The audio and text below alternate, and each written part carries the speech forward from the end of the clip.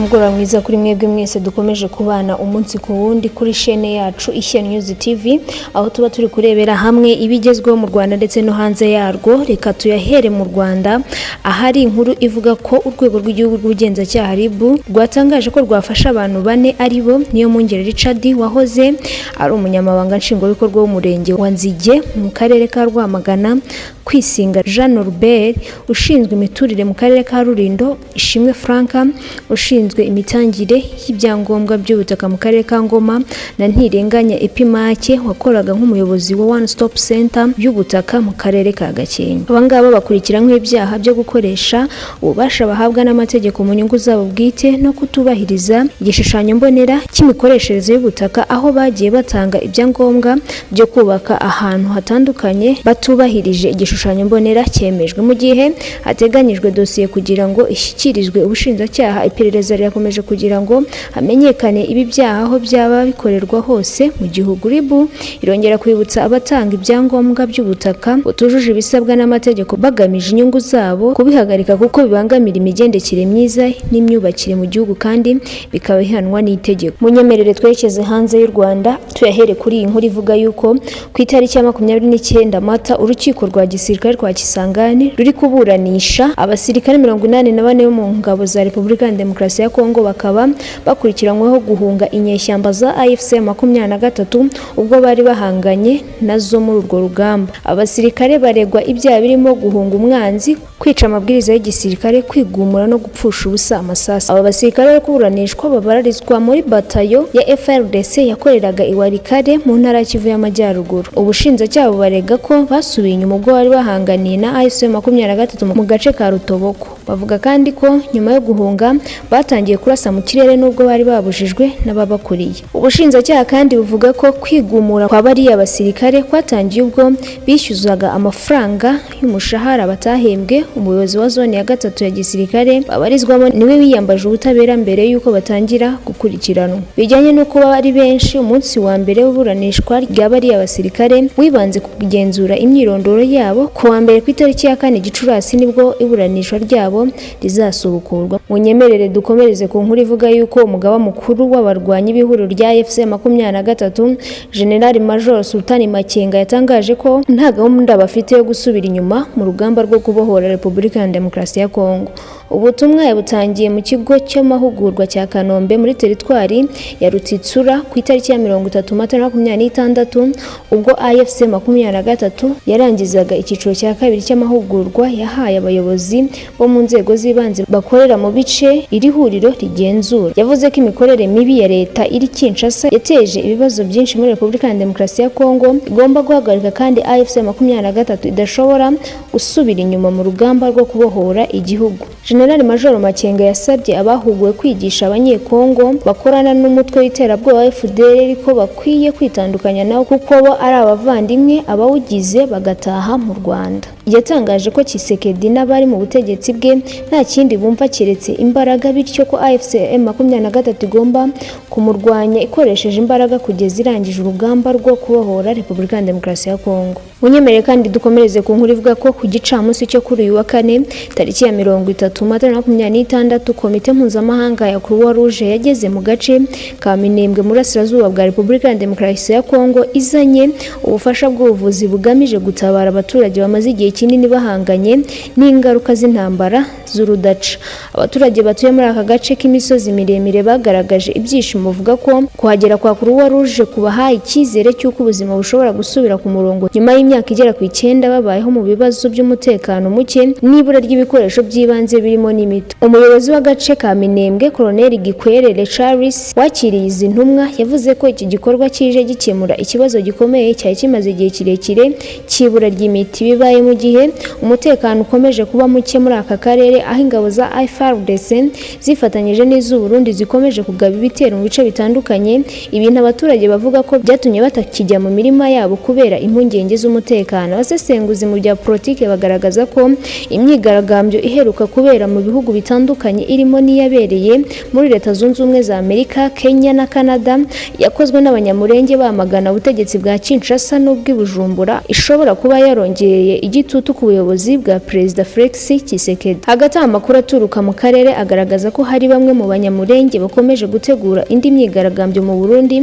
igamije kwamagana ibihugu n'abantu bashinjwa kugira uruhare mu bibazo by'umutekano biri mu burasirazuba bwa Kongo. Ibi byose biri kuba mu gihe ibiganiro bya diplomasi hagati ya leta ya Kinshasa n'umutwe wa M23 bikomeje kugenda bigura intege, ibintu bituma icyizere cy'amahoro kirushaho kuba gike, nubwo ibikorwa by'ubutabazi nk'ibya Croix Rouge bikomeje gufasha mu koroshya ubuzima bw'abaturage. Nimunyemerere tukiri muri iki gihugu tubabwiriye inkuru ivuga ko Leta Zunze Ubumwe za Amerika zatangaje ko zafatiye ibihano Joseph Kabila Kabange wahoze ari perezida wa Repubulika ya Demokarasi ya Kongo. Urwego rw'iki gihugu rushinzwe imari nirwo rwatangaje ko rwafatiye ibihano uriya mugabo wayoboye Kongo Kinshasa mu gihe cy'imyaka 18 yose. Ni nyuma y'uko Repubulika ya Demokarasi ya Kongo yakunze kumushinja guha ubufasha inyeshyamba zo mu mutwe wa 23 umaze imyaka irenga 4 iri mu ntambara nayo. Mu mwaka ushize urukiko rukuru rwa gisirikare muri Repubulika ya Demokarasi ya Kongo rwakatiye Kabila Kabange igihano cy'urupfu nyuma yo kumuhamya ibyaha birimo kugambanira igihugu, kujya mu mutwe ugambiriye gukuraho ubutegetsi ndetse n'ibyaha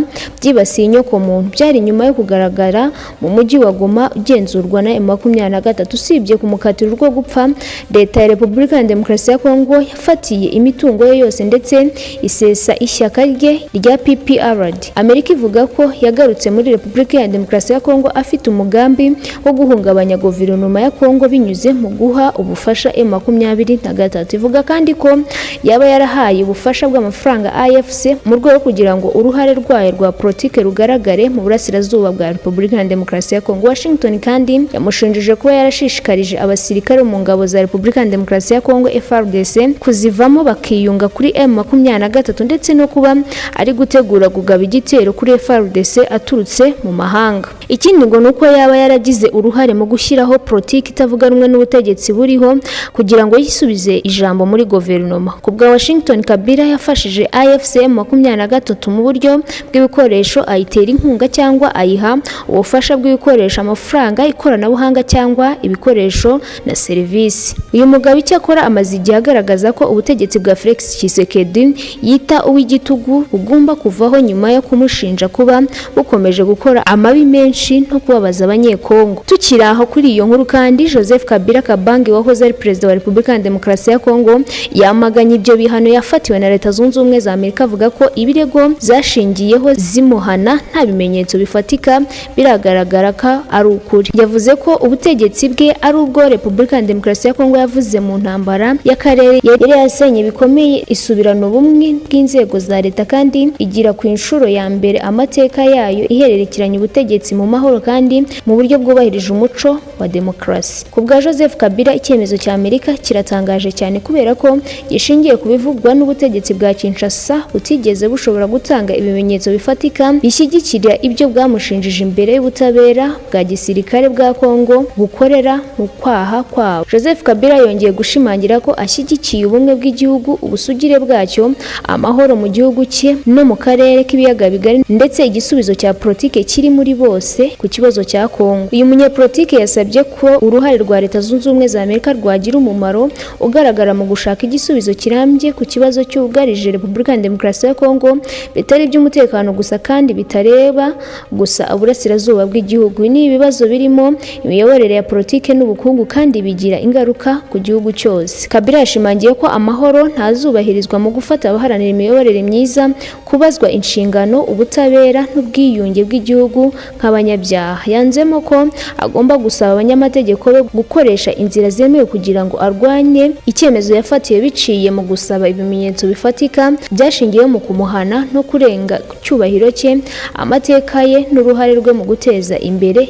ituze rya Repubulika ya Demokarasi ya Kongo. Yaboneyeho guhumuriza abanyekongo bakomeje kugirwa ingaruka n'imiyoborere iriho, abizeza ko agomba gukora uko ashoboye atitaye ku gitutu icyo ari cyo cyose kugira ngo agarure demokarasi, ubutegetsi bugendera ku mategeko n'ubumwe bw'igihugu ariko ari byo bizatuma habaho amahoro nyakuri kandi arambye muri Repubulika Iharanira Demokarasi ya Kongo. Munyemere dukomereze ku nkuru ivuga ko ku wa kane ku itariki ya 30 urukiko rwo muri Uganda rwakatiye umugabo igihano cyo kwica azira kwica abana bane bato bari mu kwezi kw'ishuri mu gitero cyateje uburakari muri rubanda no guhangayikishwa n'umutekano w'abana b'abanyeshuri muri iki gihugu. Umucamanza yavuze ko iperereza ryakoze kuri telefone na mudasobwa igendanwa bya Christophe Okero yasanzwe yarakoze ubushakashatsi ku mashuri ari hafi ye no mu mutwe wa ISIS uca abantu imiti. Polisi yavuze ko muri iki gitero cyagabwe ku itariki ya 2 Mata ku ishuri ry'icuke mu murwa mukuru Kampala, uyu mugabo w'imyaka 39 yateye icyuma abana bane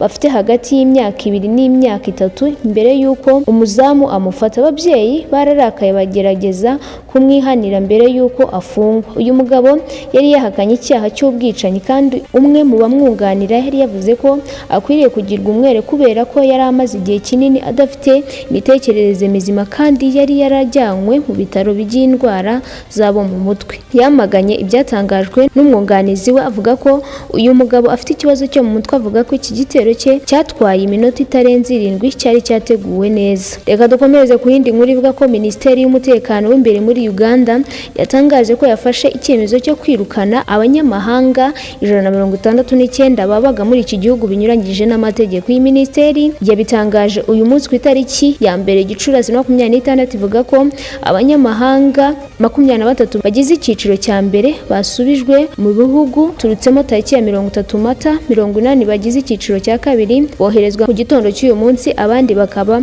bagomba koherezwa ku itariki ya 2 Gicurasi. Yasobanuye ko bose bagomba koherezwa iwabo mu munsi umwe ariko habaye ikibazo cyo kubura indege zibatwara kuko yasanze nta myanya ihagije iri mu zabonetse. Leta ya Uganda yatangaje ko amakosa aba banyamahanga bakoze ari uko batangiye gukora akazi muri iki gihugu kandi visa bari barahawe zibemerera gukora ubukerarugendo gusa, ibyo bikaba binyuranyije n'amategeko. Ku itariki ya 27 Mata 2026 abakozi b'urwego rwa Uganda rushinzwe abinjira n'abasohoka bakoze umukwabu mu bice bitandukanye by'igihugu cyane cyane muri Kampala hafatirwamo abanyamahanga 231. Muri aba banyamahanga barimo 139 bafatiwe mu nyubako i Kampala bakekwaho gukoreramo ibyaha birimo ubwambuzi bwifashishije ikoranabuhanga. Abafatiwe muri iyi nyubako bakomoka muri Ethiopia, Pakistan, Ubuhinde, Bangladesh, Ghana, Maya, Sri Lanka, Cambodia, Nepal, Indonesia ndetse na Malaysia. Reka dukomereze kuri iyi nkuru ivuga ko Afrika y'Epfo igeze habi kubera urwango rukomeje gukorerwa abimukira. Ni ibintu bikomeje gufata intera ku buryo hamwe kwivuza bibasaba kubanza kwerekana ko ari abenegihugu. Amatsinda y'abaturage yashyize hamwe avuga ku mugaragaro ko umwimukira wese yaba ufite ibyangombwa bimwemerera kuba muri iki gihugu cyangwa utabifite agomba gusubira iyo yaturutse akava muri iki gihugu. Urugomo rukomeye rwagaragaye mu ntara ya KwaZulu Natal na Guatanga. Abimukira baturutse Ghana, Nigeria n'ibindi bihugu bya Afurika barameneshwa n'abanyafurika bagenzi babo, amaduka aratwikwa, abandi barakubitwa, abandi bicwa ku manywa y'ihangu kandi nta wubiryoza. Polisi ihagaritse ibi byose uhereye ku muyobozi mukuru wayo n'abamwungirije kubera ibyaha bya ruswa bakurikiranyweho muri iyi dosiye kuko bisa naho n'uwajya kurega adafite uwaregera. Munyemerere kandi dukomeze ku nkuru ivuga ko Leta Zunze Ubumwe za Amerika zasabye ibihugu bitandukanye kwifasha gufungura umuyoboro wa Hormuz wafunzwe n'ingabo za Iran zigamije kugira ngo daca mu bwato butwara ibikomoka kuri peteroli ku isoko mpuzamahanga. Ubu busabe bwatanzwe mu gihe igiciro cy'ibikomoka kuri peteroli gikomeje gutumbagira kuko igiciro cy'agagunguru kayo karenze $120 kandi hari impungenge ko iri zamuka rizakomeza kubaho mu gihe Hormuz itarafungurwa. Minisiteri y'Ububanyi n'Amahanga ya Amerika yatangaje ko ibihugu bizagira uruhare mu ifungurwa rya Hormuz bizahurira mu ihuriro ryahawe izina Maritime Freedom Construct rizaba rifite ububasha bwo gukumira icyo ari cyo cyose cyahagarika ubwato bunyuramo. Ibiro ntaramakuru Reuters byatangaje ko ibihugu birimo Ubufaransa n'Ubwongereza byaganiriye niba byamuri iri huriro byanzura kurijyamo, ariko nyuma y'intambara ya Amerika na Iran yatangiye tariki ya 28 Gashyantare 2026. Iran yatangiye guhagarika ubwato bunyura muri uyu muhoro ubwo Amerika na Israel barigabagaho intambara. Ibi byahungabanyije bikomeye isoko mpuzamahanga ry'ibikomoka kuri peteroli, ibiciro byayo bitangira kuzamuka. Muri Mata 2026 Amerika nayo yatangiye gukumira ubwato buturuka ku byambu bya Iran ku gigombe cya Persike mu rwego rwo kuyihimuraho, mu rwego rwo kuyishyira ku gitutu kugira ngo ifungure uyu muyobora inyuramo 20% by'ibikomoka kuri peteroli. Ku wa 29 Mata 2026 Iran yatangaje ko mu gihe umutekano wayo ukibangamiwe uzakomeza gufunga Hormuz, kandi ko Amerika nikomeza guhagarika ubwato buva ku byambu byayo izafata ingamba zikomeye za gisirikare. Reka dukomereze kandi ku nkuru ivuga ko leta ya Iran yatangaje ko Amerika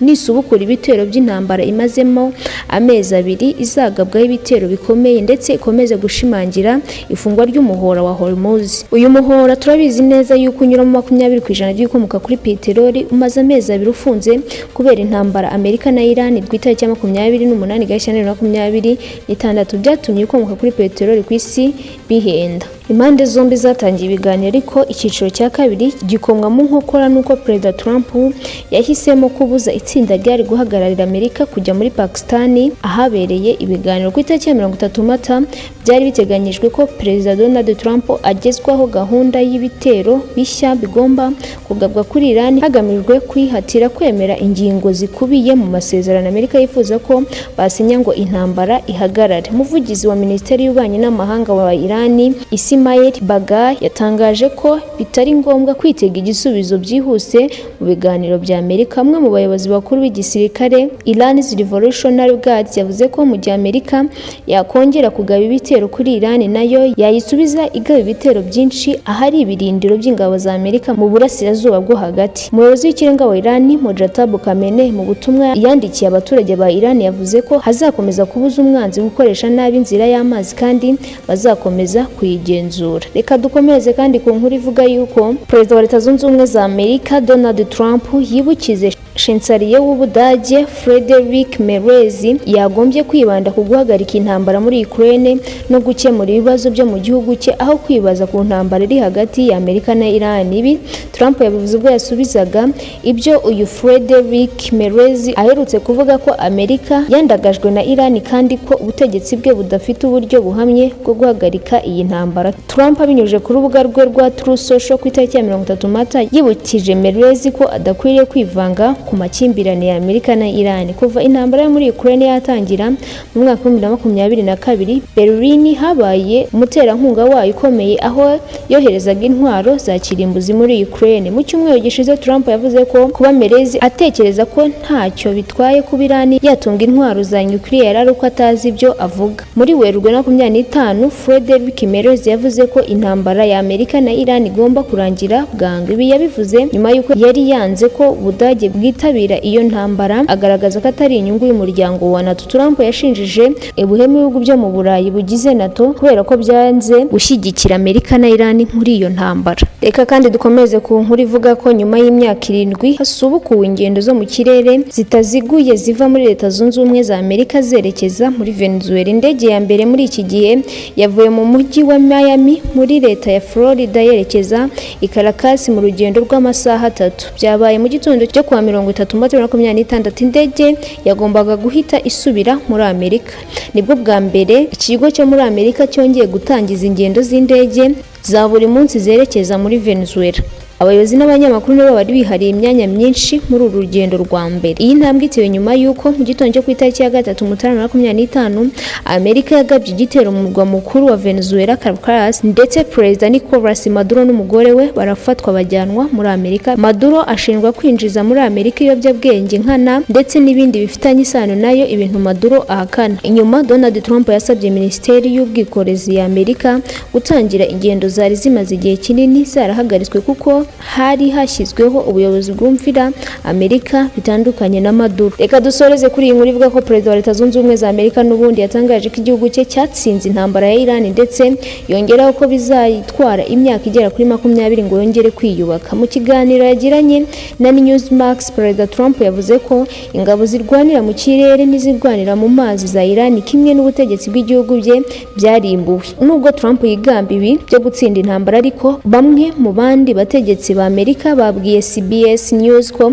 Iran igifite ubushobozi bw'igisirikare burenze ibyo ibiro by'umukuru w'igihugu cyangwa urwego rw'igisirikare butangaza. Abategetsi bagera ku bantu batatu batangaje ko hafi 1/2 cy'ibisasu bya misile bya Iran n'ibikoresho byo kubirasa byari bigikora igihe amasezerano yo guhagarika ibirwano yatangiraga mu ntangiriro za Mata. Ku ruhande rwayo Iran ivuga ko igikomeye kandi izakomeza kwirwanaho ikoresheje uburyo bwose. Inshuti bakunzi ba Ishya News TV, naha dusoreje amakuru twari twabateguriye. Ni amakuru tubashimira kuba mukurikira umunsi ku wundi.